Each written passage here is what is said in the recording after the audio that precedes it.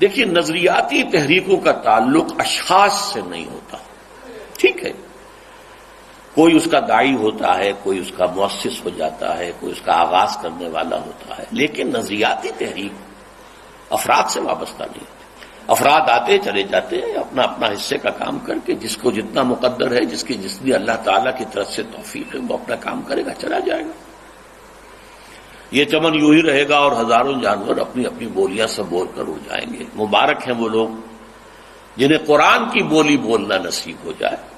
وَإِنْ يَحْسَبُوا أَنِّي مِنْهُمْ، مجھے گمان ہے، اللہ کا فضل ہے کہ میں ان میں سے ہوں، میں نے قرآن کی بولی بولی ہے، اور قرآن مجید کو جیسا کہ وہ ہے ایز اٹ از، اپنے کو مذمومہ خیالات، اپنے کوئی ذہن سے زائدہ نظریات کو میں نے اس میں دخل نہیں دیا۔ تو میری میراث جو ہے وہ یہی علم اور فکر ہے، یہی کچھ ہے ساقی بتائے فقیر، اسی سے فقیری میں ہوں میں امیر، میرے قافلے میں لٹا دے اسے، لٹا دے ٹھکانے لگا دے اسے۔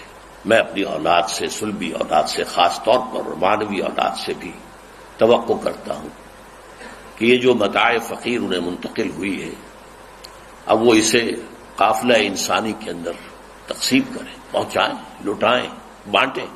بہت سے لوگ محبت کرتے ہیں، محب ہیں، عقیدت مند بھی ہیں، جیسا کہ میں نے کہا کہ ہاتھ بھی چومتے ہیں اور اپنی عقیدت کا اظہار کرتے ہیں، لیکن افسوس، صد افسوس یہ کہ میرے اصل پیغام پر توجہ نہیں دیتے۔ میں آپ سے بھی یہ شکوہ کر رہا ہوں۔ ہر کسے از ظن خود شد یار من، اقبال نے شکوے کیے ہیں۔ نابغہ عصر، ہر کسے از ظن خود شد یار من، ہر شخص اپنے خیال میں میرا دوست بن گیا ہے۔ وس درون من نجست اسرار من، میرے اندر سے اس نے میری چھپی ہوئی چیزوں کو نہیں تلاش کیا۔ میں کیا ہوں، کیا کہنا چاہتا ہوں، کیا کرنا چاہتا ہوں، کوئی نہیں۔